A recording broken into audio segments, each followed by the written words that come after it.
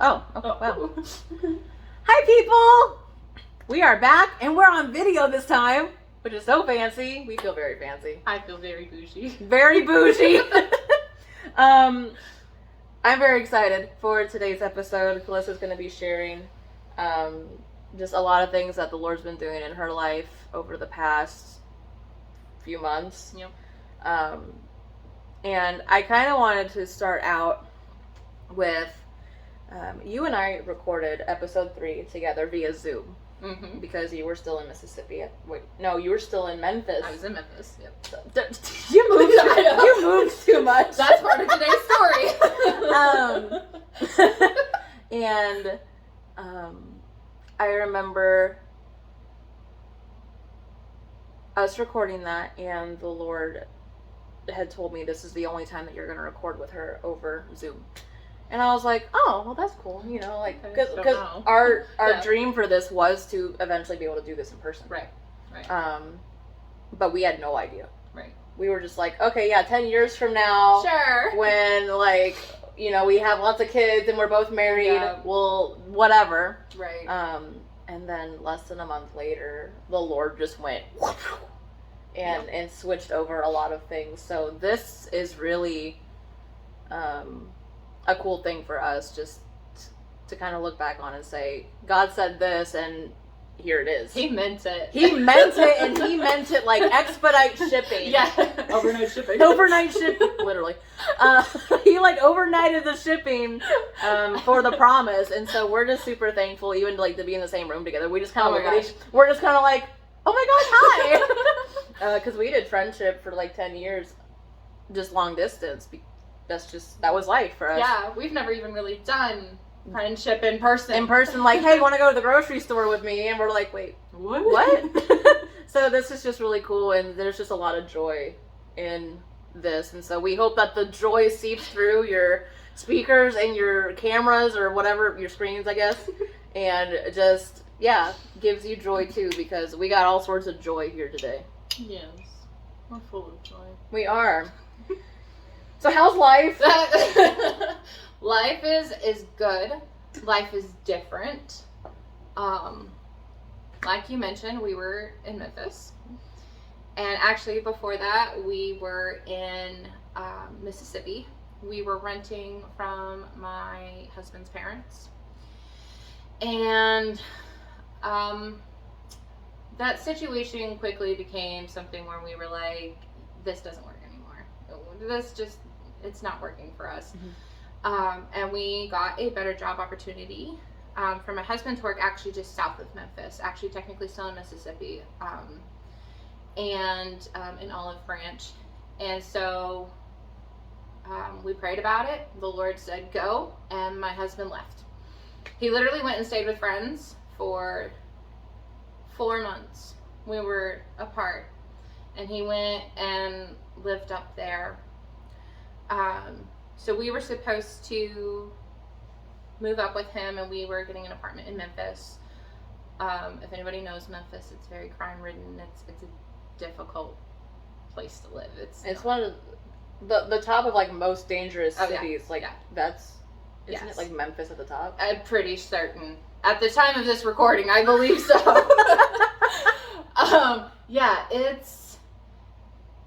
It's go to the gas station, look over the corner of your shoulder. It's don't go to the grocery store at night. We knew that. We knew what we were getting ourselves into. Right, you knew.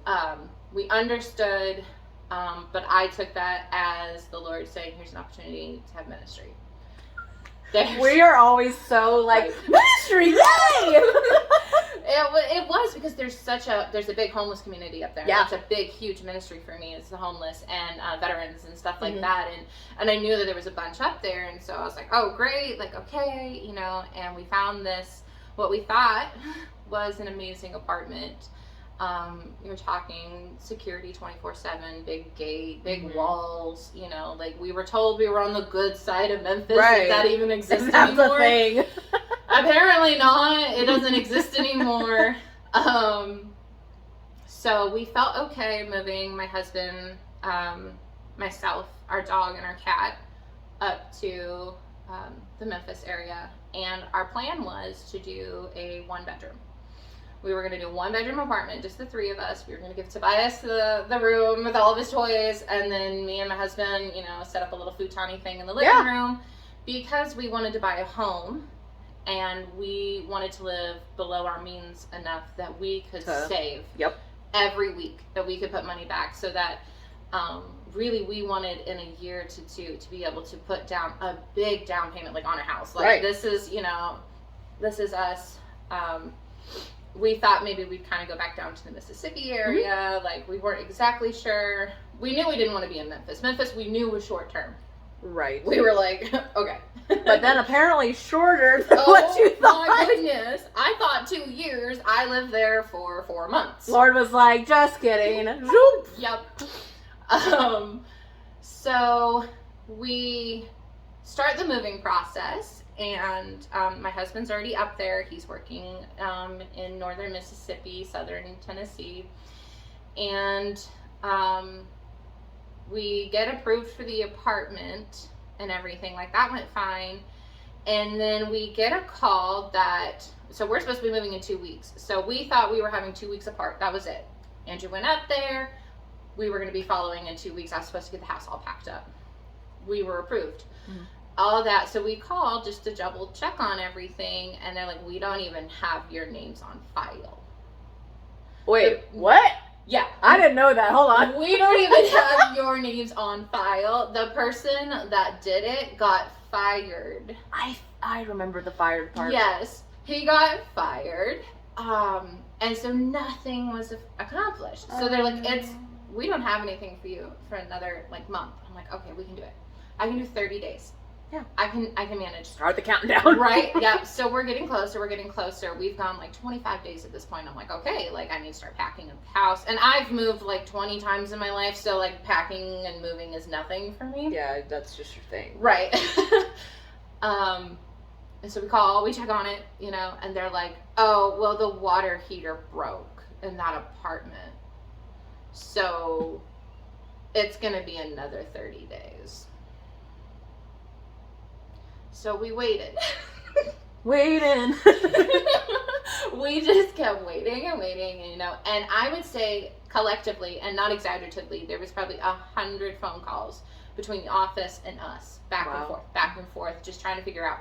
Then they're like, okay, we've got your apartment, it's ready to go, you can move in, here's the number, here's the date, it's another month.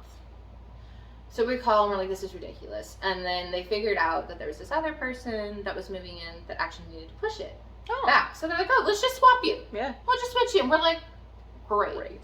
Thanks for working with us. Thank you. After several months, and my house was all packed up at this point. You're literally out of boxes. You haven't even moved yet. I know. We were literally my son's whole playroom is packed up in boxes.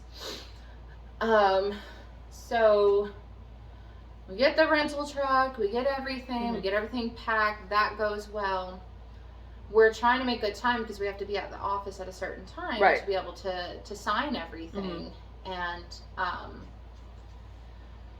so it's from Madison to Memphis, from where we lived to where we were going, was 3 hours. It took us almost 8. We kept having trouble with the vehicle. We had to keep stopping. There was traffic. It was an absolute nightmare. So we got there long after the office was closed. Oh. No lease to sign. But my husband had actually already gotten the keys to the apartment, because she was like, oh, here's the keys. Just come by the office and sign. So we had the keys. So we moved in. Yeah. So we moved in. We're like, we'll go down Monday morning. We'll sign. 8 a.m. Right. Yeah, we'll be there. We'll sign. Everything. That's what we did. We went down. We signed. Blah, blah, blah. We handed over. Everything's going good. We unpack. And I unpacked it within 24 hours. Again, I've moved so many times. It looks beautiful. I remember you sending me pictures. And I was like, loved it. Okay, word. I loved it. And we liked the apartment. It was 1 bedroom. We were all a little crammed, but it was still almost 1,000 square feet. It was still a decent size, so we weren't, on each other's toes or anything like that by any means. And so we got on, moved in, and the neighbor beneath us smokes inside of her home, and it became an issue. And so we're there for about a week, and I get a call from the office, and they're like, "What is this third person on your lease?" "That's my son." They're like, "You can't have 3 people in a 1-bedroom apartment. He was on the application." Right, he's right there. Why didn't you catch that? That wasn't on us, you know. Right. And they're like, "Yeah, it's state law," which was not true, but they said it was. Here we are. They're like, "It's state law. You guys can't do 3." And so I just felt my whole world just slip out from under me. And then within a couple hours of that phone call, my husband tells me, the job I just moved up here for, I don't have it anymore. And it's not that he was fired. They were switching all these and selling this part of their company, which he'd just been hired onto. And so I'm like, I literally just dropped everything to come to Memphis. We get here, we're not even here a week. You're telling me I can no longer live here. You're telling me my husband is no longer going to have income. And I got on the phone with you, and I'm literally walking in circles around my apartment building, just on the phone in a panic and frustrated. Yep. And I had told my mom, so that she called me, and it was just the whole thing.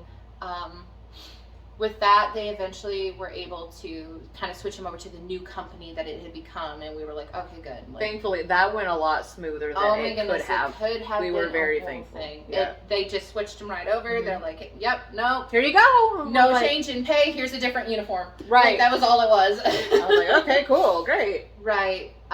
With us, however, in the apartment, they felt bad. They really did. They were like, well, you know, they tried to make it our fault, and it wasn't, and I know that they knew that, and they knew at the end of the day, you know, that it was on them.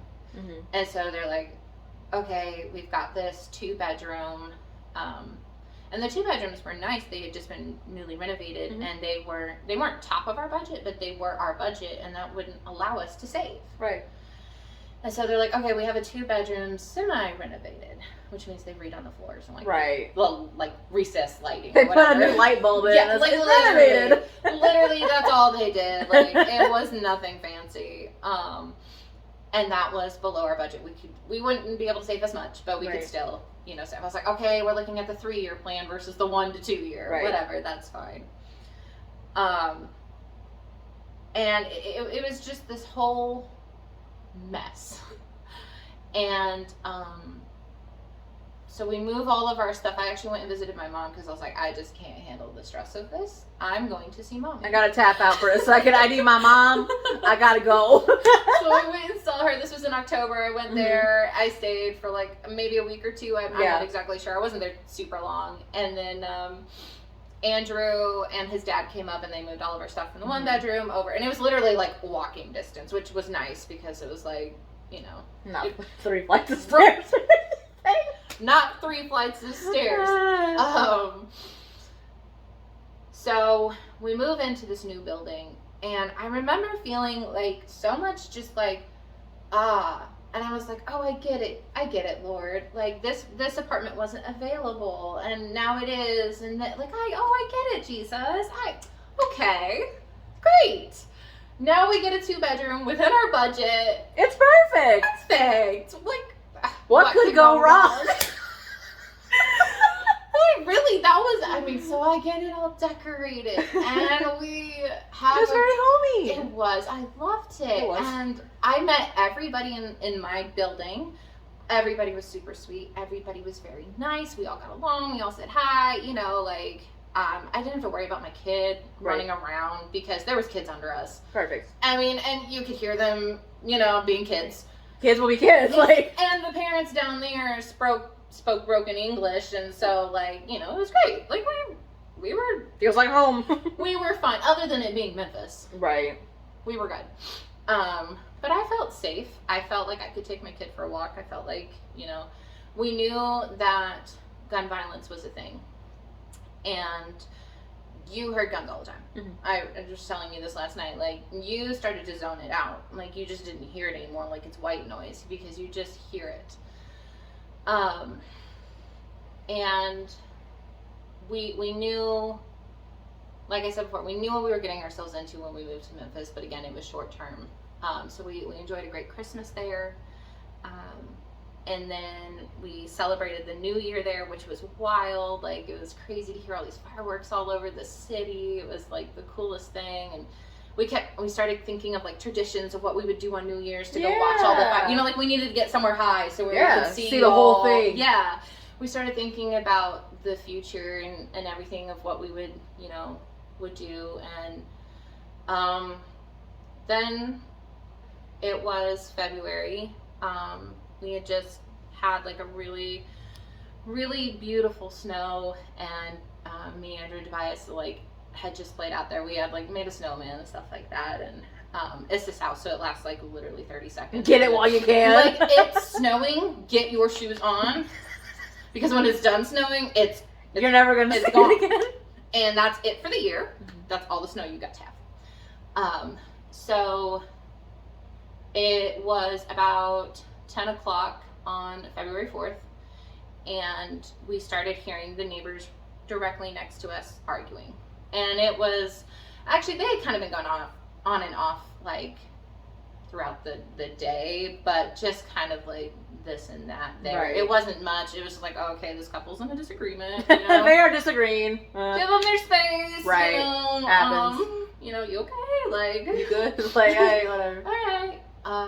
But about around 10 o'clock, it really started to escalate, and lots of yelling, lots of screaming, and they were getting at each other for infidelity. And I sat in my window, which looks out like all of the like apartments. Like, I could see like everything from there, and we were on the second floor, so I could see, And I'm just sitting there. I've got the window seal kind of up because I love the cold. I'm like literally sitting there bundled up, but I love the cold. And so I'm hearing everything. I'm hearing everything everybody's saying. And then I started to realize that this was getting kind of serious. We were bringing in the threat of guns. We were threatening abuse. We were threatening things. And normally, you would call the police at this point. Right. You would go, hey, my neighbors, they ain't doing so good. And, I'm afraid for their safety. Could you please just come check on it? That's not how it works in Memphis. And had I called at that moment, snitches get stitches. Yep. And I was the only apartment in the building with my light on. They would have known who's calling. And it wasn't that I was protecting myself over them, it was protecting my child. Right. I'm keeping my son safe. I'm keeping my husband safe, So a alleged boyfriend shows up, and he gets out of his car while this couple is sitting in their car arguing, and he shows up with a really big gun. And at the time, I didn't know what it was. I don't know guns. I'm like, it's this tall. It's this big. My fish was this big. It was literally, it was, and I'm like, okay, like, this is probably the part of the night that I don't want to be sitting by the window anymore. Correct. So I get into my bed, and on every weekend, my husband and my son have a guys' night. It's so cute, y'all. It's the best. We love it. They go have a movie night. They camp out together in Tobias' room. Sometimes they make a fort. Sometimes they just sleep. They have ice cream. Every guys' night, ice cream, movie. They just hang out together. Mom gets alone time, which is amazing. Needed. And so they were back in Tobias' room. So I was up. They were like already asleep. Like they'd been to bed. My husband had woken up a little bit, I think like to go to the bathroom or something, and he woke up, and I kind of explained, and he looked out the window, heard the arguing, and I said, if I hear a gunshot, I'm going to call the police. And he agreed. He thought that was, okay.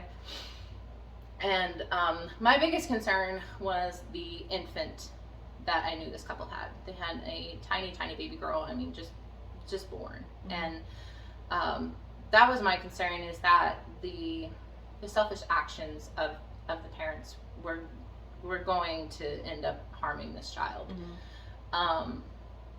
and there was just constant screaming. I mean, for the next like 2 hours. I mean, just like an episode of Jerry Springer. Like literally, they just did not stop yelling. Yeah. And we hear one gunshot, and like I told you the other day, it's not uncommon to hear gunshots. Yeah, the way you were explaining it becomes white noise. Yeah, like that's Memphis. I've never heard it that close. You know, like I'd never heard it. Like I was like, oh, that's like obviously like right one here. of them. Like they did that. But it wasn't a big concern. But it was kind of like, oh yeah, they were arguing, and I just heard a gunshot, and a car speed off like wicked fast, like you know, the screeching noise and everything, right. And they're off. So there's a little bit more yelling, there's a little bit more disagreeing, and then everything falls quiet. It's like midnight. I'm like, great, we're done. We settled our differences. Right. Y'all figured it out. Good job. Cool. Someone finally decided to walk away. Right. Because that's what they needed to do. And it's midnight, and I'm scrolling on my phone. I'm laying in bed, just enjoying my evening. I'm like in that like, oh wait, what was I doing? You know, like the that's the best part when you know you're about to fall asleep. Yes. Like, yes. I'm like 2 more scrolls and then I can put my phone down. I'm like, and you know you're gonna go. Yeah, it was that, and I kept thinking, I need to drink a water, but I was like literally too lazy to get up and get it. Like I'm like, I need to get up and get a drink of water. I need to get up and get a drink of water before I go to sleep, like because I'm gonna wake up and need a drink of water. But I just kept not doing it, and then I kind of rolled over a little bit, and the second I was like, yeah, I'll get up and get a drink of water. All of a sudden, I just hear rapid fire. Guns, what I can only say sounds like a war movie. Just rapid fire gunshots. And a really loud pop. And my first thought was not gunfire, was not any harm. It was, did my water heater just blow up? Because we had been having issues with it.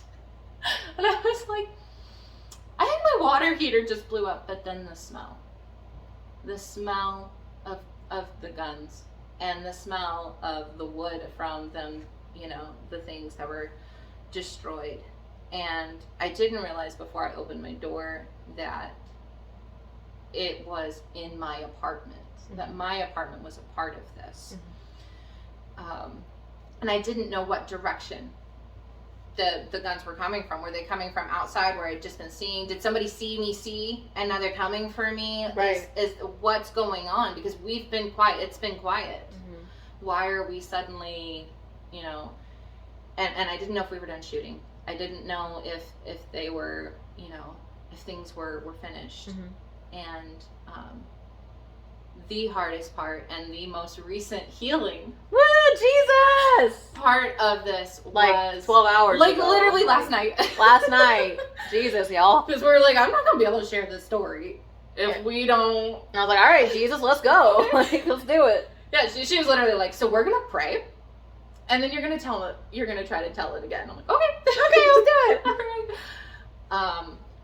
Was opening the door, seeing the bullet holes, understand that second of understanding what's going on, and then hitting the floor and going, oh my goodness, is my son and my husband okay? Are they even alive back there? Because I didn't know where the guns came from. I didn't know what had been shot. You know? Except literally your entire apartment. Literally, except for like I walk out of my master bedroom and I see what's happened, but I don't know what's happened in the back. Like, and I don't know, like I said, I don't know where they came from. Because if they just spread gunfire, then that's in every room in my apartment. Yep. So I crawled back there and just, you can't explain, you can't understand that, for lack of better words, horror of wondering if your son is alive. Right. Unless you've been in it. Right. Unless you've experienced it. And the breath of release when you get back there and you hear them snoring. They didn't hear it. An AK-47 blasted through our apartment. Destroyed things. Sent shrapnel everywhere. And the men of the house were asleep. Snoring. That's such a man thing, y'all. Like, I get back there and Andrew's like, what's going on? And I'm like, ugh. So I get Andrew, I pull him, I'm like, get the baby. And I'm like, get in the closet. And that probably wasn't the best thing, but you know, I don't even know how to call 911 at this point. Like, I'm looking at my phone like, no, where's the call button? Right. And it's literally right there. Right there in the corner. It's never left. You know, and so I eventually get on with 911 and I explain, you know, hey, this is what's going on. And they were so mundane about it. They were so just like, she told me I'd get off the phone. She's like, if that's it, you can get off the phone.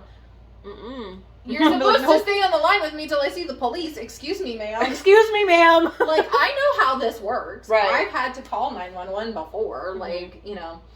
And so it was just another Saturday night for them. In Memphis, yeah. It was just, the police showed up. You know, you would think they were coming up because they've got guns. You'd think they'd be coming up with, like, shields and, you know, like... Here, yes. In Indiana, right. yeah. Yeah, like, literally, yeah. They just knock on the door like it's any other Saturday night, and they're just the friendly neighbor down the street wanting a cup of sugar, you know? Yeah. And I'm standing in the living room at this point because I see the police lights. I know we're done. Yeah. The shooting's done. The police are in the apartment. We're fine. We're good. And so I'm standing there, and I hear it all. I hear the arguing and the screaming of the man that had been shot, and unfortunately fatally shot. And I don't know why, but they drug him out of the apartment and just set him on the balcony. And I don't know if it's because there's glass everywhere inside, because what had happened was someone was standing outside with a gun and just, like, literally like mafia movies, just sprayed inside with no regard to who was in there, no regard to the baby that was in there. The police then very quickly came over to our place because I had called and said there was bullet holes. Hello. They're like, is anybody in here hurt? I'm like, no, we were all perfectly fine, other than, like, emotionally. Right, like, I was like, my mental could use a checking. Yeah. But... Is there an ambulance for the mental state? No? Okay, no, we're fine. Oh, then we're good, whatever. And my first question before I let that officer even turn his back, is that baby okay? And he was like, yep, baby's fine. I heard the Department of Child Services come up and get the baby in. I mean, they were there within, I would say, a minute of the police. Like, yep. They responded quickly as well. They're like, nope, not today. Yeah, and you know, I could hear them. And these apartments are not soundproof whatsoever. When I say I could hear my neighbor's TV and know exactly what they were watching, that's, you know, so. And I'm kind of standing in the living room. I've got the door propped open so that the police can just come and go as they need. So I'm hearing everything, you know. So I heard, you know, them show up, and they were so sweet to the baby and stuff like that. And I just prayed a prayer over her as I saw her leaving, and I was just like, oh my goodness. And so what I thought would be maybe an hour worth of, you know, hey, this happened, turned into 7-8 hours worth of stuff. Because he was murdered. They came over, and the police came over and asked me kind of for my testimony and what I had seen, and I was like, oh, they were arguing. He's like, oh, well, I need to know who. Like, can you point, like, if I take you out, can you point to me who was arguing? And I go out, and there's a man fighting for his life, or already dead at this point, I'm not exactly sure, laying on the ground, and I'm like, yeah, that was him. That one. Yeah, and they were getting him, obviously, like, medical treatment. Like, they didn't just drag him out there and leave him there. Like, they were, like, attaching him to, like, a gurney and stuff like that. Like, they were getting him down to the ambulance and things like that. And so the chief comes in, and he's like, don't go anywhere. Don't leave. Yes, sir. Yeah. When the chief of police walks in and is like, don't go Don't anywhere. move. You're like... I literally, like, I'm like, did you mean out of my living room? Like, or don't leave here. Like, or am I, like, in trouble? Can I go pee? Like, you know, like, yeah. Can I go to the bathroom? Like, yeah, it was that. It was like, okay. And so they come over, and they found shell casings, and they're like, okay, we have to get forensic in here, because that means things actually came all the way through. So it wasn't just like they shot through and they, kind of blasted up the wall. It's like, no, like you could see the traces. There's multiple bullet holes from where things came from one wall and entered another. And so there was a lot of waiting. There was probably about 45 minutes between each set of like people that came in, the detectives, the police, the I need your ID, this and that, forensic, and another one of the scariest but most beautifully amazing moments of this whole night was when forensic comes in and they've got these special tools and tracks and things to basically figure out where all the bullets went so we can collect them all, so we can find them all. Right. And so they're tracing all of them. They've got them all figured out except for one. And they're like, we can't figure out where it is. So they stick this big pole in the hole and they're trying to figure out, like, they've got this special tool that like unfolds. That's so dope. Like, I was learning so much. I felt like I was in a movie in some weird way. Yeah. Like, wow. Okay. Cool. And they're like, yeah, this one should have been either on the floor or it should have been right here. It should have entered this wall right here. And that wall right there that they were pointing to on the opposite side of that is where my head was. Is where I had been sleeping. And I instantly felt the Holy Spirit in that moment. Like, it was a Holy Spirit, just overrush of him. Yeah. And things kind of just went, not white, but just like there wasn't anybody in the room anymore. The Lord was like, yes. And I hear the Lord say, that missing bullet, it's in my hand. It's in my hand. And I'm like, yeah. And so that you pointed out last night, you're bulletproof, you know? I was like, you're bulletproof. I get it.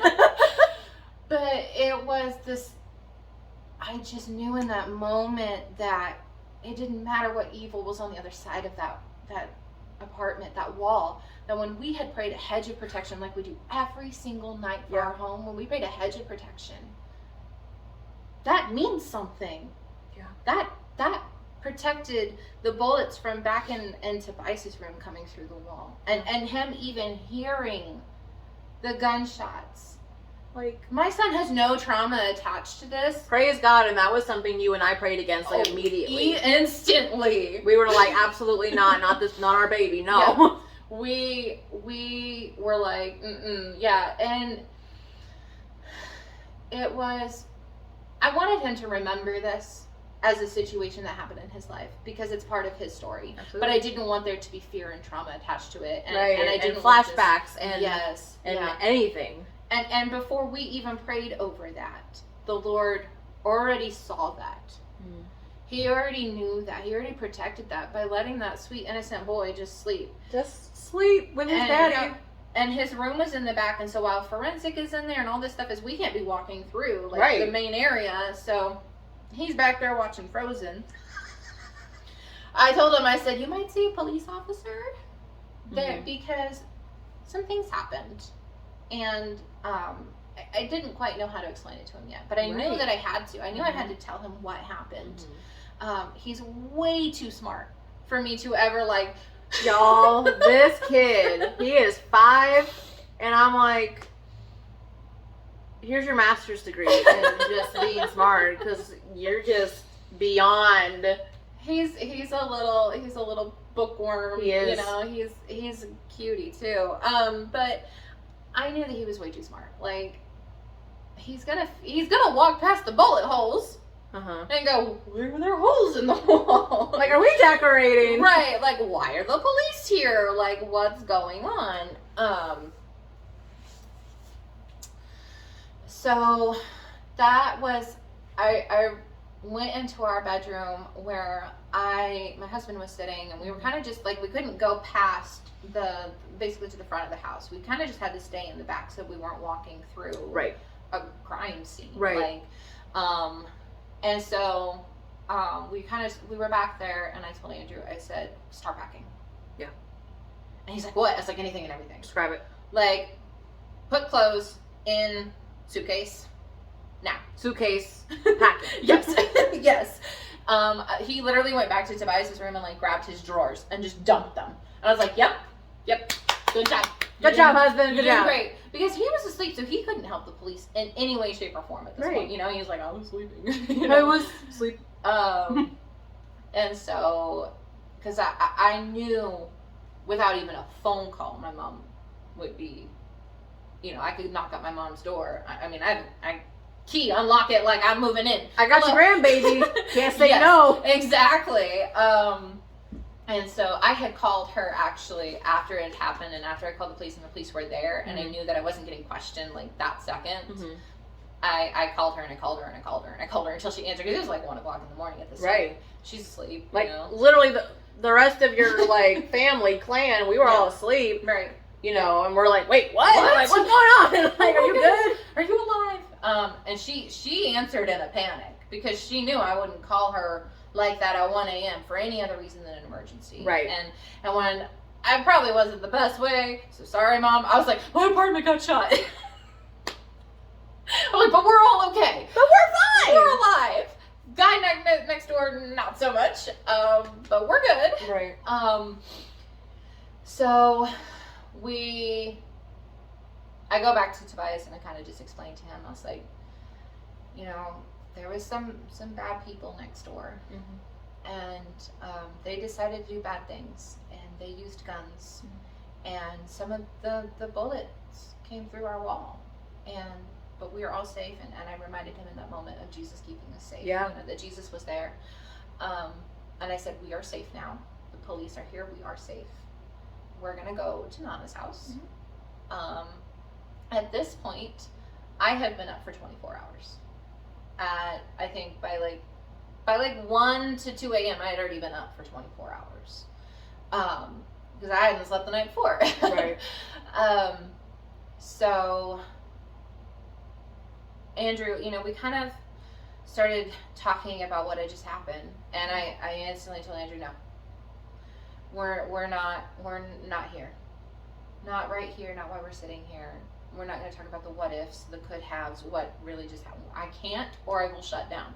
Right, and that's not an option right now. No, right.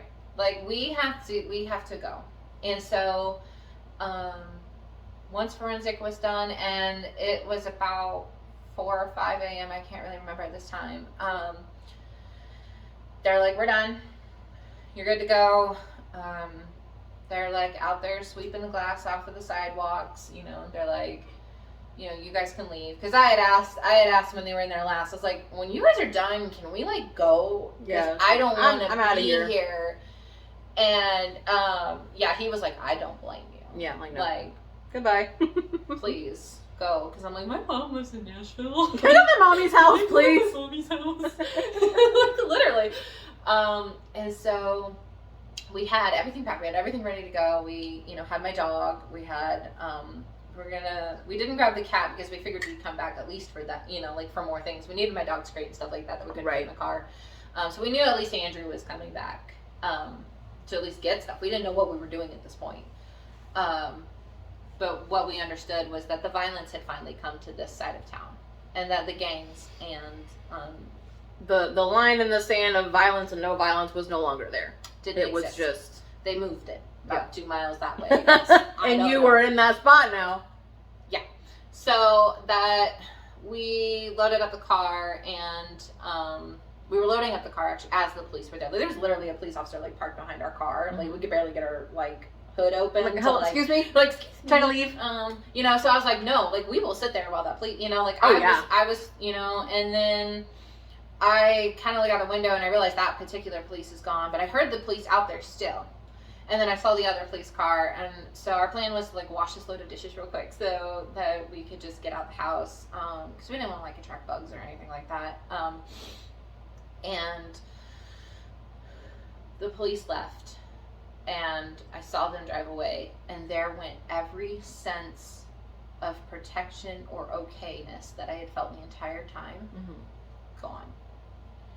And fear, I mean, I was shaking. Andrew says I was like vibrating, like I was shaking so intensely. And I told him, I said, I don't care about the dishes. Let's just go. Because this is Memphis. They retaliate for things like this. Someone just got shot fatally the second that news is out. You know, like, we're not safe. I don't know who's coming back with what. Right. And obviously they're not caring about who's where because there was a newborn there. Every single apartment in that building except for one had a child in it. Wow. Yes, the one across from us, under us, and beside us all had children. Wow. They didn't care. They had no regard for life, obviously, or this, you know, they wouldn't have pulled the trigger.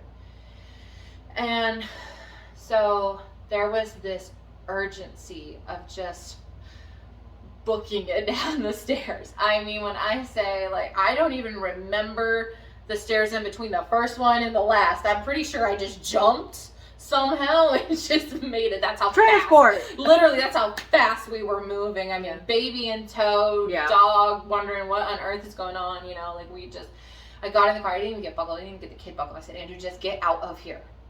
The car was like frosty and covered. He could barely see. He's like driving like this. I'm like, just get out of here. Yep. So we get out of the apartment complex and kind of down the road a bit. I got the kid buckled, you know. The safety third. Right, right. In this particular situation,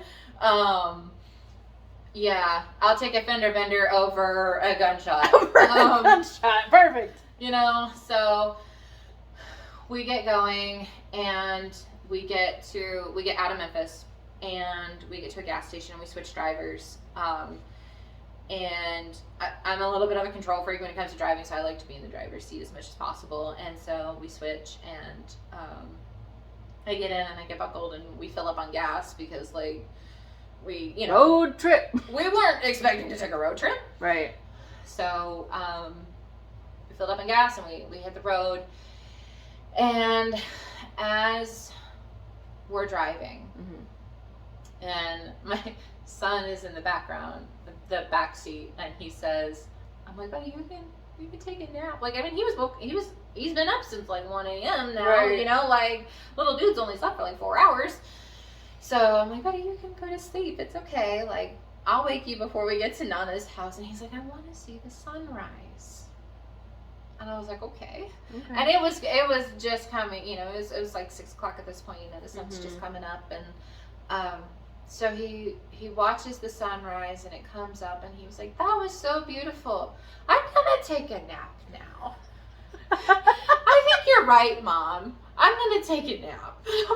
Okay, buddy. Okay, you do that. That sounds good. And for some reason it was that. And the feeling of like, oh, we're out of Memphis. We're out of here, yeah. Was like just so much, and it just started overflowing. All of it was hitting it. All at once. What we just experienced. Why we were running from Memphis. What we were doing. Why we were in this car. And you and I have a, as far as, kind of how we process things and how we do like our emotions. You and I have always been very similar, obviously, if y'all can't tell by now. With our emotions is we feel everything all at once. Yep. And when it hits, and there's no stopping it. No. And it's one of those, like, you have to be kind of ready for it to hit so that you can, like, okay, bam, bam, bam, bam, bam, bam, bam. Okay, we're good now. Right. Yeah, I can function now. Right.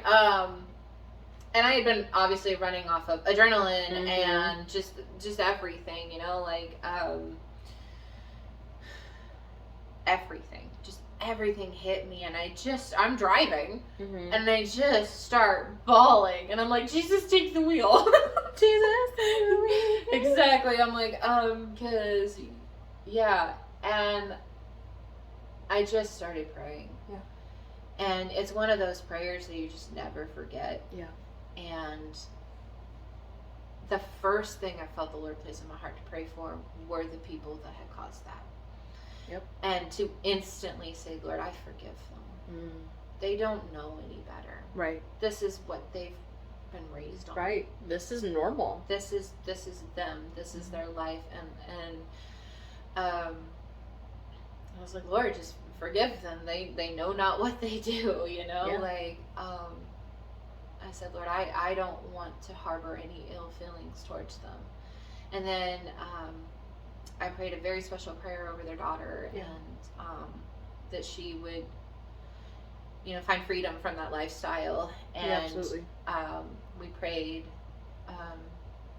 that somehow God would get the glory, that somehow through this, one of them would find Jesus. Mm-hmm. That somehow, some way, this, what the enemy meant for evil, that God was going to use it for good. And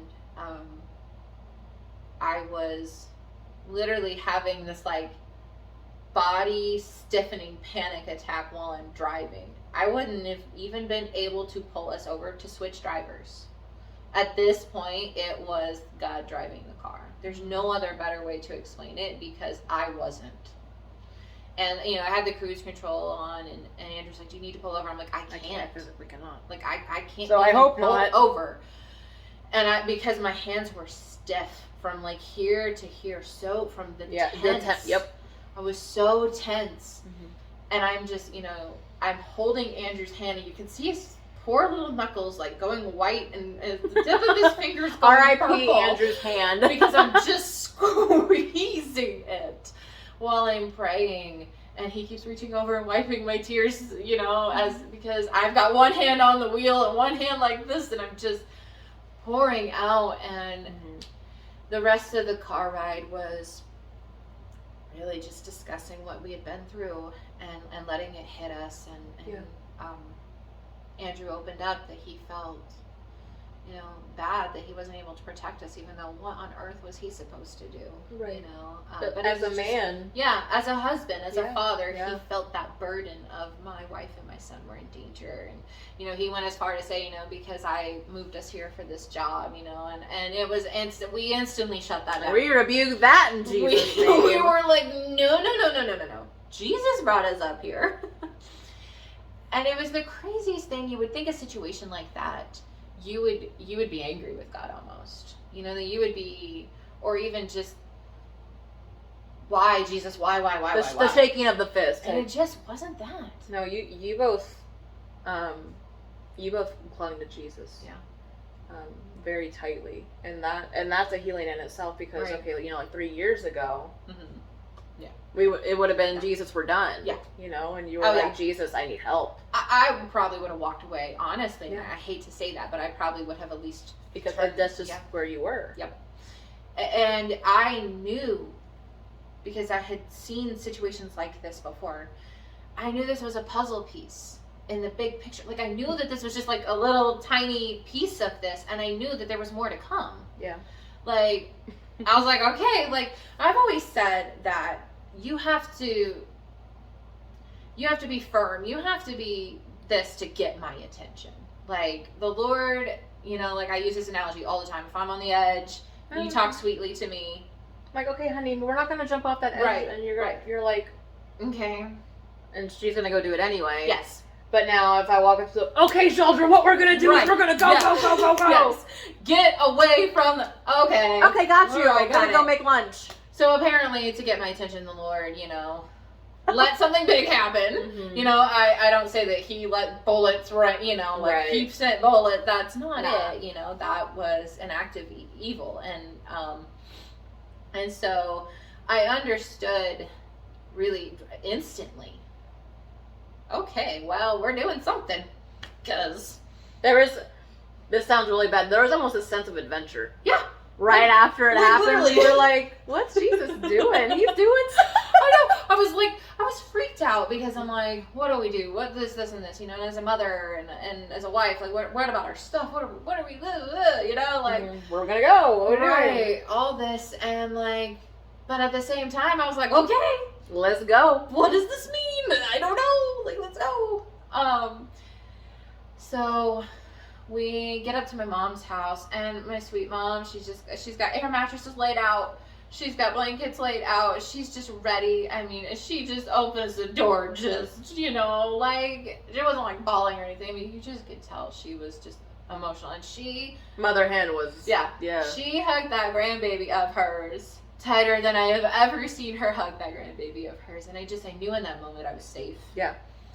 And I found security just in that moment of just like getting into her house and just like crashing for a second. And at this point, I didn't sleep. And at some point in the drive, we did switch drivers because I was like, Andrew, I'm delusional.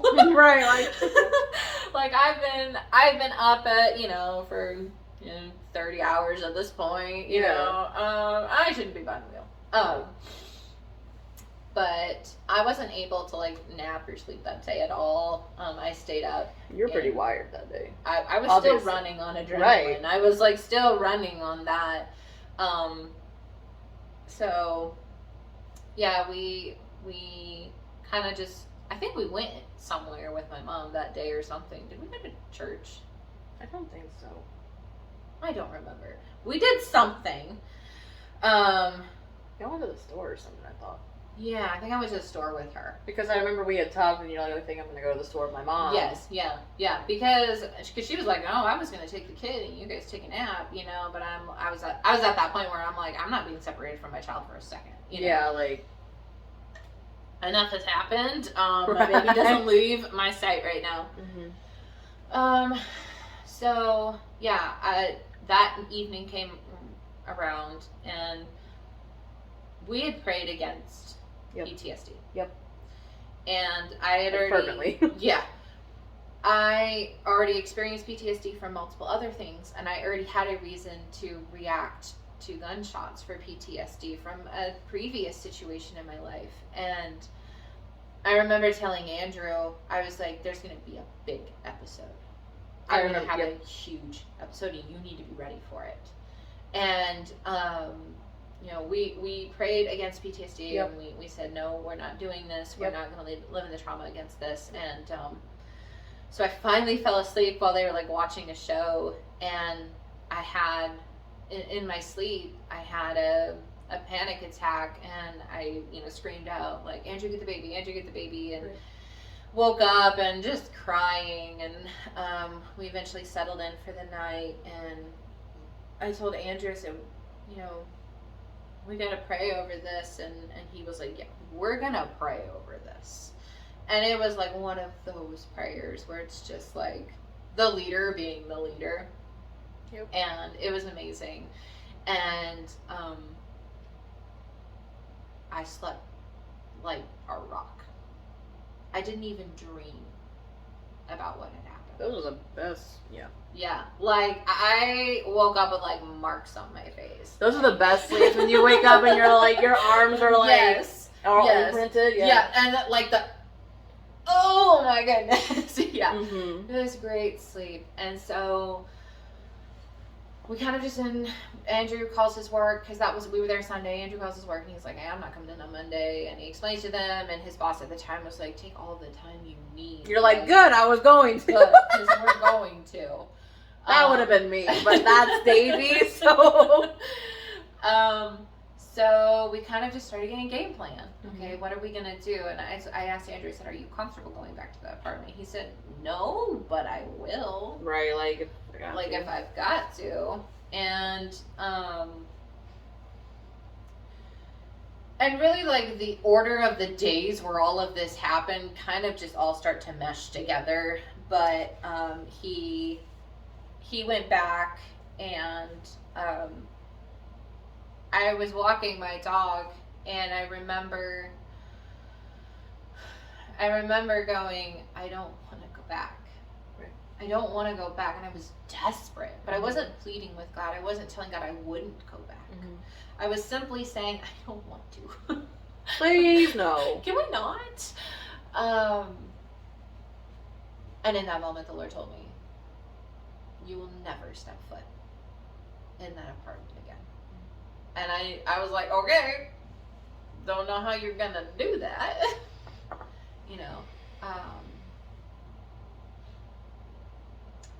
And we get on the phone with multiple people, several times. It's just like, what do we do now? Where do we go? And we had discussed and questioned that for a few days. Yes. And we were like, we had no idea. Mm-hmm. And so finally, I was like, you know what? It was a Tuesday. I remember it was a Tuesday. I was like, you know what? We're not going to ask today. We're gonna fast and we're gonna pray. Yep. And And this was kind of an unspoken rule, like when you and I are like praying, like okay, today we're praying about this, let me know what you get. We kind of take a step back, so that we can hear the Lord, and it's like strictly what the Lord is saying, and then we kind of reconvene at like dinner, and so we did that, and I remember praying. I was like, Lord, I don't know where you want them to go. I don't know what in the world's going on, and the Lord just kept giving me Indiana. And I was like, no, Lord Jesus, no. I was like, because I knew that's what I wanted. Like, I want you here with me. I want you and Andrew and Tobias here with me. I want to do like you and I have always wanted that. And so I was like, Lord, I don't want my own selfish ambitions in the way. I want your heart for her, your heart for this family, and whatever you say we'll do. We just need to know what you're doing. And literally 8 hours of me arguing with the Lord. And look, I was like, Indiana, like, I want them there. And I was like, no, you don't. That's what I want. What do you want, Jesus? And then I was like, wait a minute. He keeps saying that. Maybe that's what he wants. And I remember we kind of reconvened, and you and I were both getting the same thing. And you and I were both arguing with the Lord. Because you've always wanted to be back here. Before we were even married. We and shortly after being married, we'd actually come up here to see if there was a job opportunity, and it just didn't work out, and the timing wasn't there. But like, I remember saying, I was like, if money was not an issue, money wasn't a problem, Indiana, I'd go to Indiana. Cause she was like, where do you want to go? I'm like, Indiana. I was like, if money wasn't a problem, and I could just go up there, I would move to Indiana, and then we prayed. We both kind of came to that, and I had the same thing. I argued with God. I was like, no, not where I want to go, because so often we allow our own emotions, our own thoughts, and our own desires to get in the way. But we're like, okay, well, God wants this because I do. But that's not always the case, and that's not always what the Father wants. And so we were so careful to just be like, okay, Lord, what do you want? And he's like, I told you. I told you 7 hours ago what I wanted. And I was like, and my husband, you know, we really hadn't even, we hadn't been in Memphis for 4 months. We hadn't even been anywhere to be established long enough to like, oh, I don't want to leave friends. He hadn't even been in that job very long. Y'all were just like, all right, bye. Literally, like, we didn't even have a church there yet. We didn't have really anything in Memphis yet. And so we were like, all right, let's do it. Indiana. And Andrew's like, but money. And I'm like, but God. But Jesus. Watch and learn. And it's not like we were flat broke, but it was just like, we just moved. You just moved, and we just put down a down payment for rent. We just rented a truck. You had literally just paid your bills. We literally just did this. And so I'm like, yeah, okay, well, I don't exactly see the financing, but you know, we'll get to that, you know. Exactly. And so we prayed about it and stuff like that, and you brought forward, you're like, hey, I want to start you guys a GoFundMe. And I'm like, okay. Right. So, and then I started looking at apartments. And I'm like, you know, we'll find one eventually, this, and this, you know, whatever. Like, whatever we find, you know. Our expectations were very low. Tiny. Like, we're just like, we'll sleep on the floor. Yeah. Whatever. like, we'll take multiple trips to bring our stuff eventually. Like, we just wanted to be in Indiana, really. And so my husband starts looking for jobs. I start looking for apartments. Within like a week, Andrew's got, I mean, countless job opportunities. Every interview, we want you.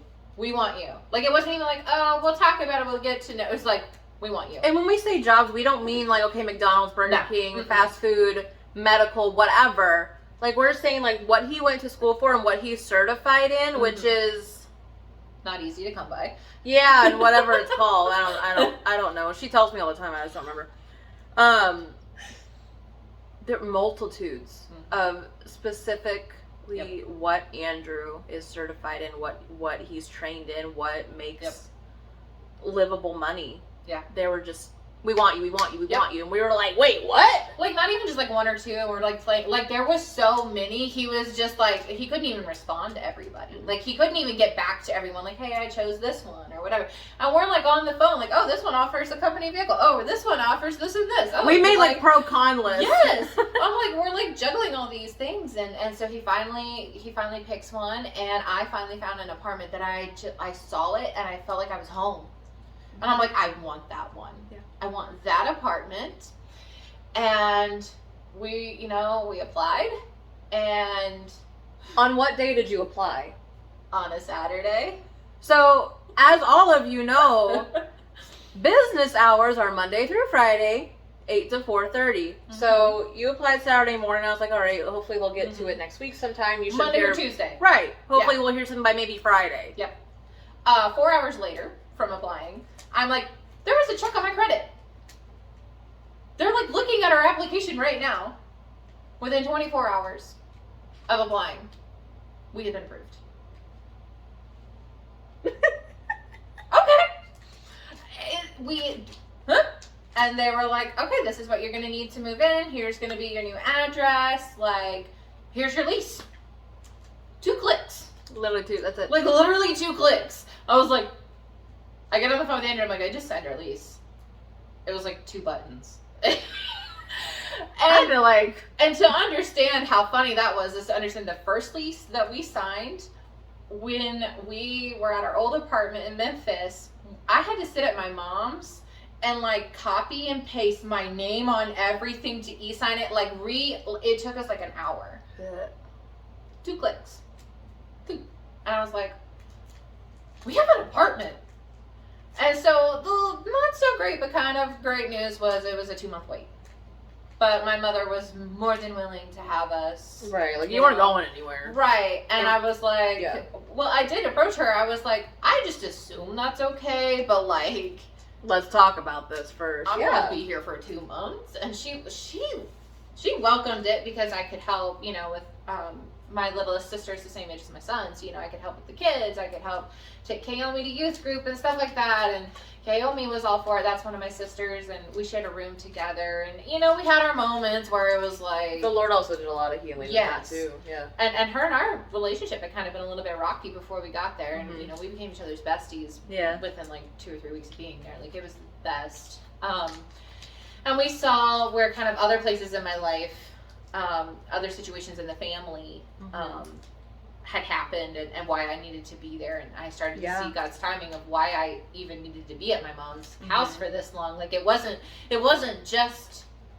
as a little refuge thing, right? The Lord was so intentional during that time. Yeah, it felt like every day had a reason for me being there, or and throughout this whole process, we were given the visual of the promised land, and we were given this, idea of kind of camping out and waiting, and that when that moving truck showed up for us to move, that was our shout. Like, that was our yell. That was the walls coming down. Yeah. We were doing this. We were going. And so I started to freak out a little bit because, okay, we've got an apartment. Great. We've got a job. Great. And we can start both of those on the same, like within the same week. Andrew can start his new job like the Monday after we move in. Fantastic. And so, but I'm like, won the money, which the Lord just blew us away. Absolutely. We moved without debt, without, For the first time. For the first time, yes. We went hundreds of dollars in debt to move to Memphis as well. Like that was something, that move, this move was, it just,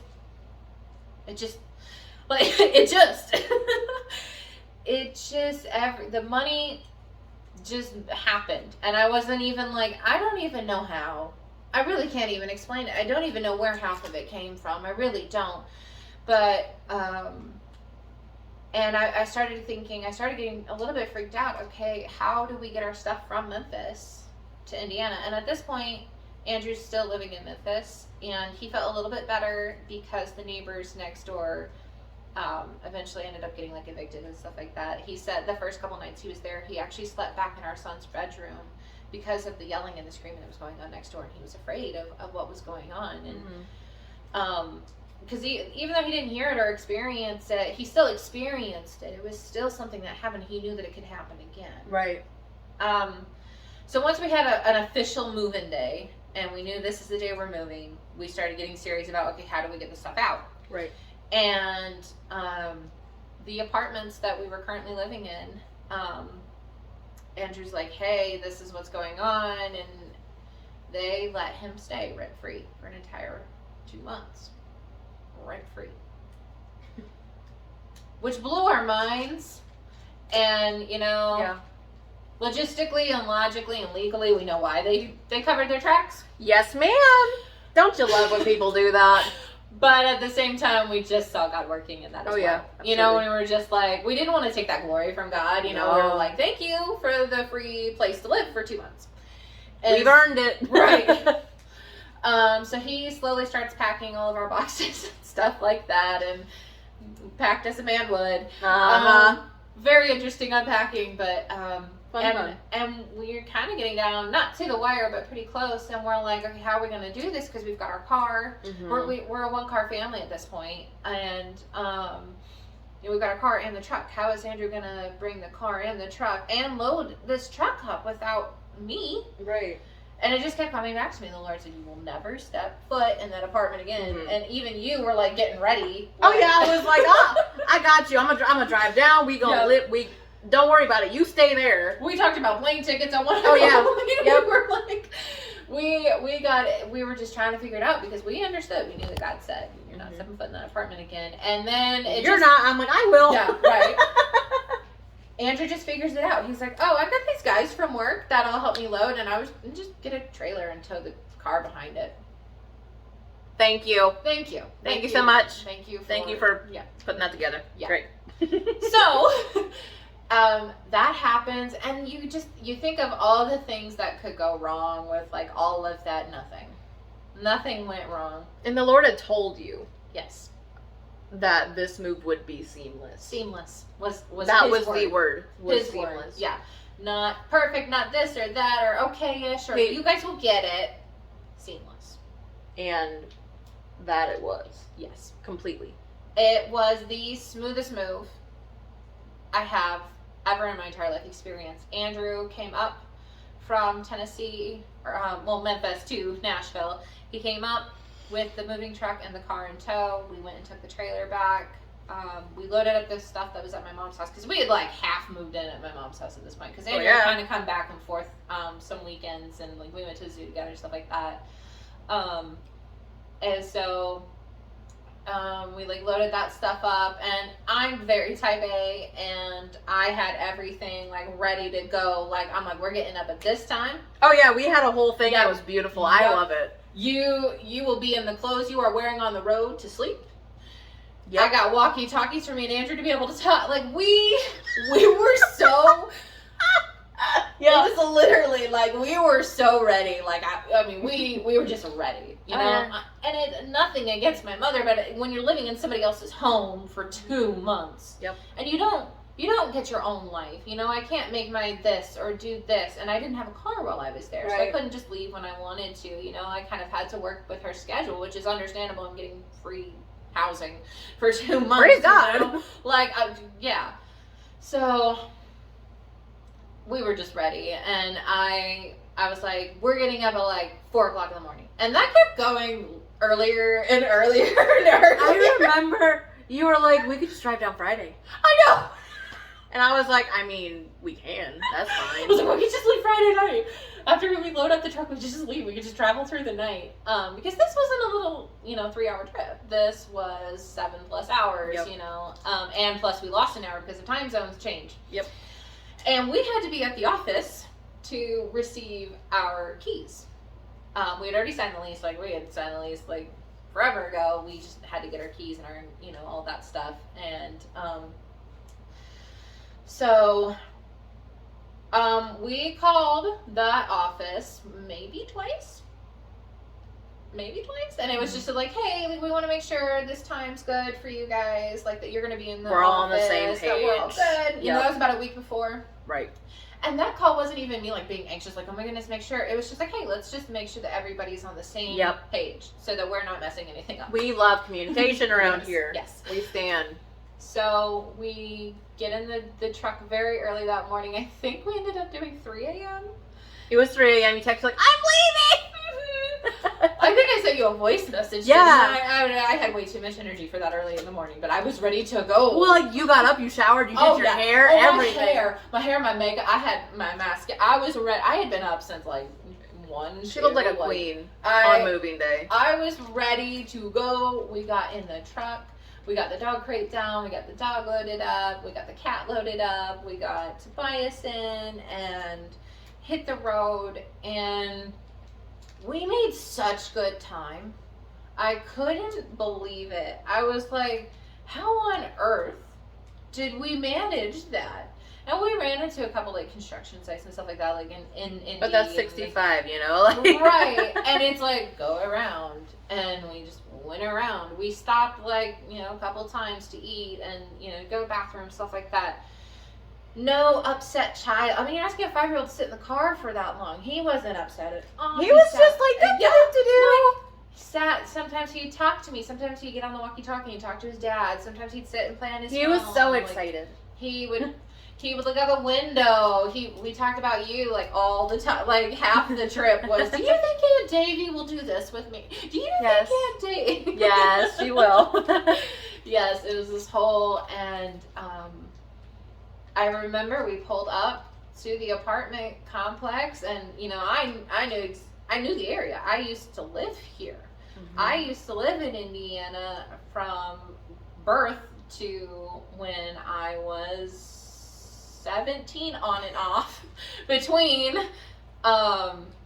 Arkansas and Indiana. We had kind of ping-ponged back a couple times. But for the most part, this is where I was raised. Like there's a million houses around here that we drive by, and I'm like, Mommy used to live in that house. And I'm like, is there a house you haven't lived in? Oh yeah, that one. Yeah, I'm like, oh, I know who built that house. Or and I'm just like, okay, my whatever. grandparents are up here. My cousin is nearby. 2 of my cousins are nearby. My uncle and aunt are nearby. Like, they're not in Indiana, but they're closer. This is home. This is family. This is yes. And so I knew the area. I knew exactly what we were doing, and you know, we're right off of 65, and we pull up, and I'm kind of still tense because we don't have the keys, and there's a million things that could go wrong here. Even though God said seamless, and He's proven so far that this is seamless.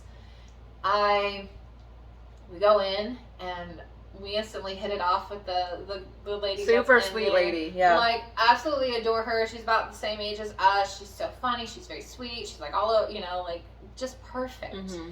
She's like, oh, okay, well, I see here you did this, this, and this. Okay, well, here's your keys. I'm like, is it? That's my key. Like, I can move in? Yeah. Found out we were on the 3rd floor. That made it fun. That was just, you know, everybody got their cardio. It was fine for us. Because we went up and we stayed up. That's right, we did. We were like, oh, look at that. Look at the men. Wow, that looks heavy. We'll get you some water when you come up, sweetheart. Yeah, exactly. But we opened the door and we moved in. We found the apartment and we went in and we got the animals settled and we went over and we prayed over this apartment. We even prayed over healing and just, it was amazing. It was beautiful. And we just basically dedicated this home, this promised land to Him. Yeah, and something that the Lord did for us both, because those of you who follow this know that the Lord has really taken us both on just like the healing road together. Mm-hmm. And that's such just a testimony with like our friendship and just like all of the healing that He's done in you and in me, and that the Lord gave us the same word over both of our homes, that it would be a house that is meant for healing and for miracles to happen, and just for a place for his presence to just reside. Yeah. And that was something that was very powerful. Yeah, we moved there with the intentions that this would be a home that people came to for rest. Yep. That people came specifically to stay at our place because they knew that the Holy Spirit dwelt there. Yep. Because they knew that laying on our couch they were safe. Yep. They would get food, that they would get, whatever they needed. Right.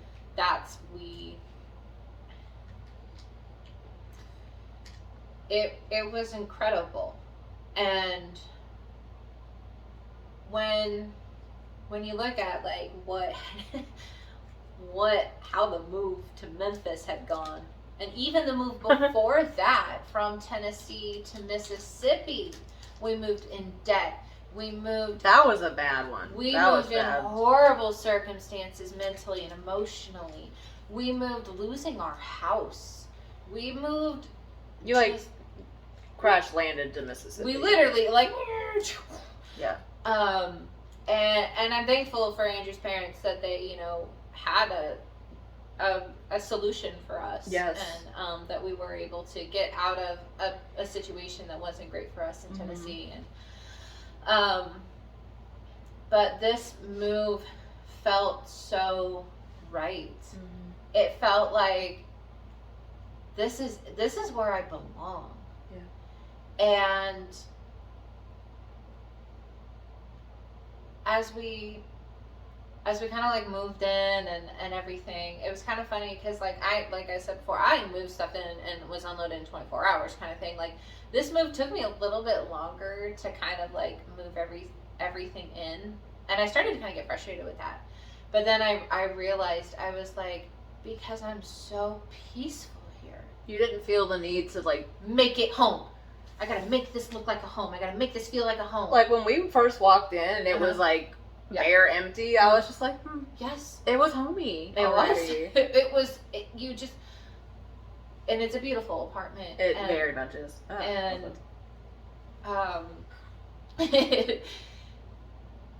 when I realized that, I was like, wow, like I don't feel this need to make everything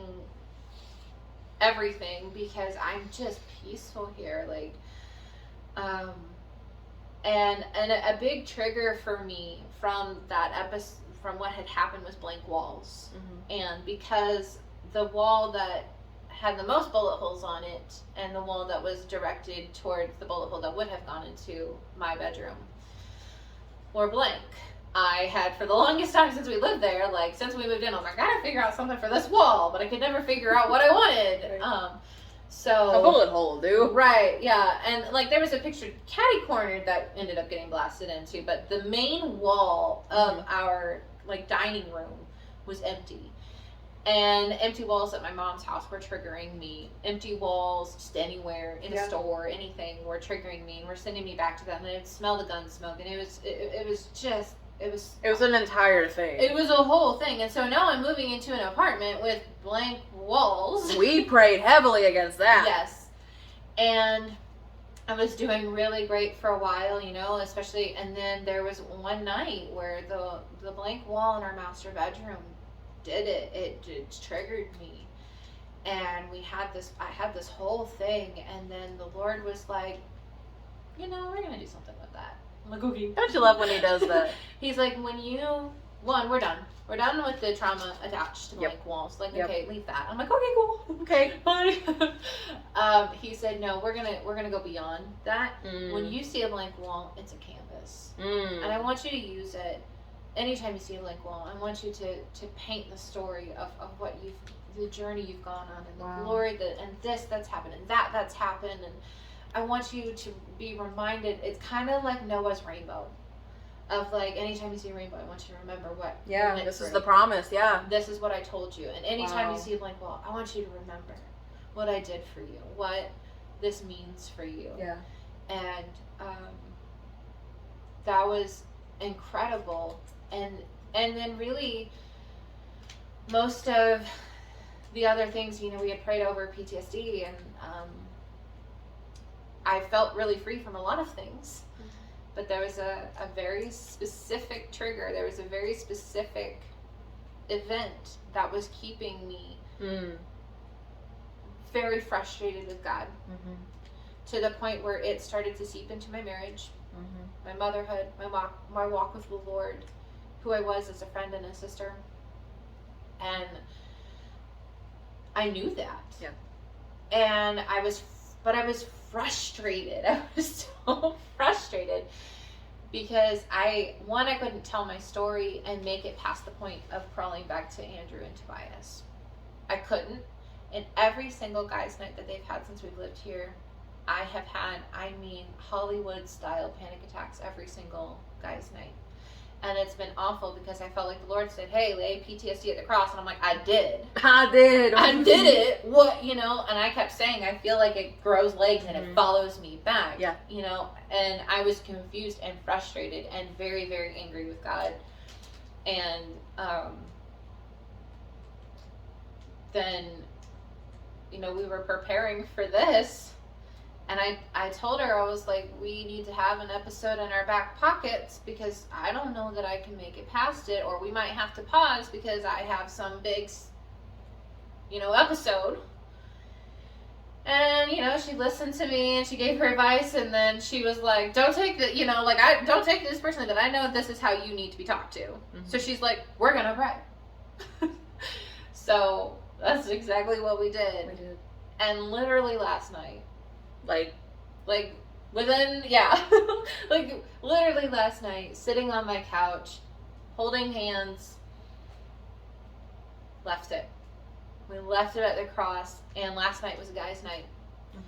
And after she left, I went back to bed. I don't even remember hitting the pillow. I was gone. Come on, Jesus! I was out, and I slept in, and I woke up, and I was like, oh my goodness! I showed up at her house. I was like, I'm sorry, I have way too much energy today. And and she was like, yes, Jesus. Yes. The biggest thing for all of that that I know that the Lord kind of shows me is that the puzzle pieces, I associate with those because of my husband and my son both have autism, and that's the symbol. And so I think God uses that for me because it's just special to me. Yeah. And so he's like, let me use it in every aspect of your life. Right.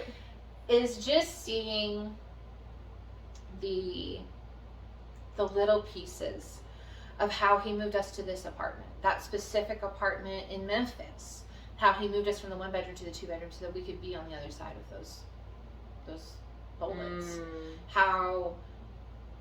Because if we had been in Madison, Mississippi, and we decided to move, we never would have gone to Indiana. Obviously, we went to Memphis over going up to Indiana. Right.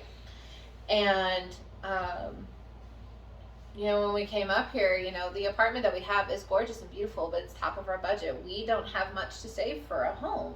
And the Lord is just like, don't worry about it. I'm like, okay, cool. Okay.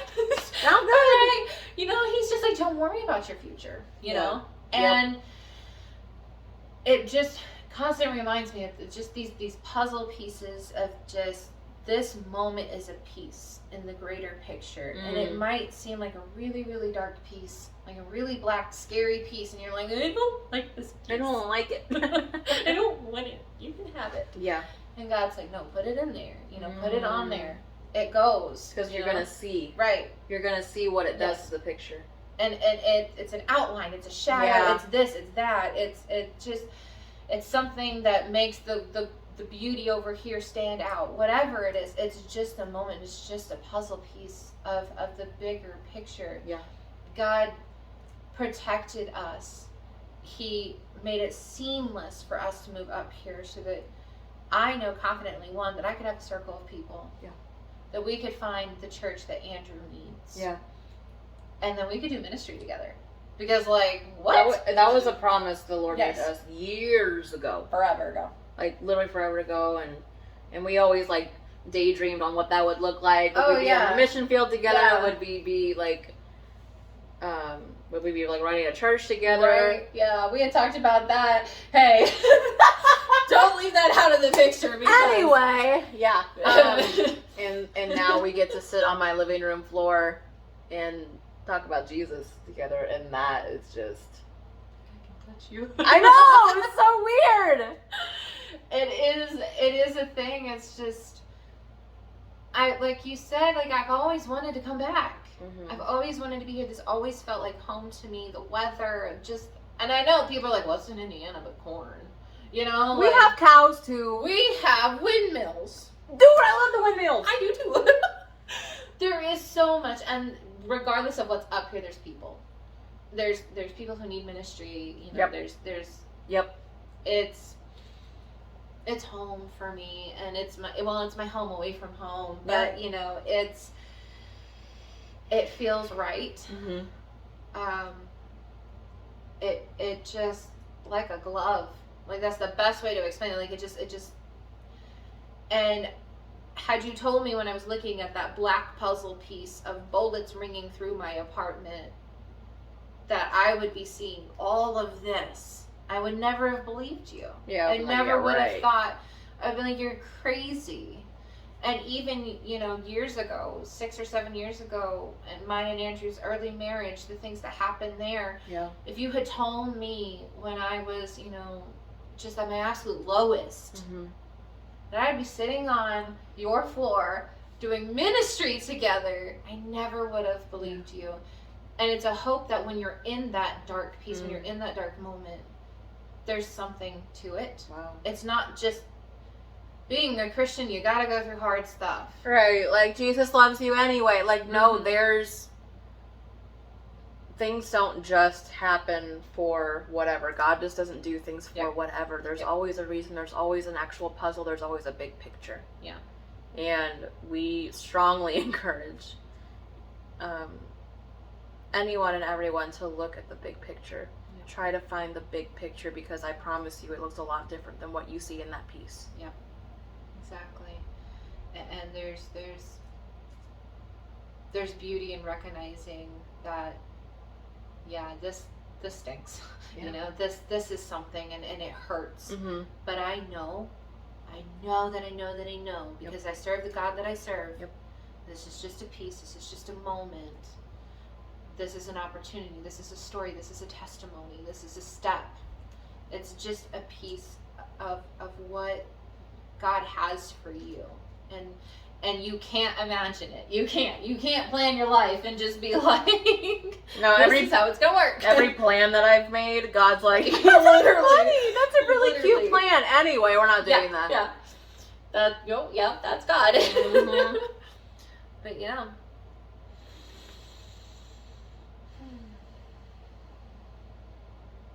Well, as always, we are on Facebook. We're on Instagram.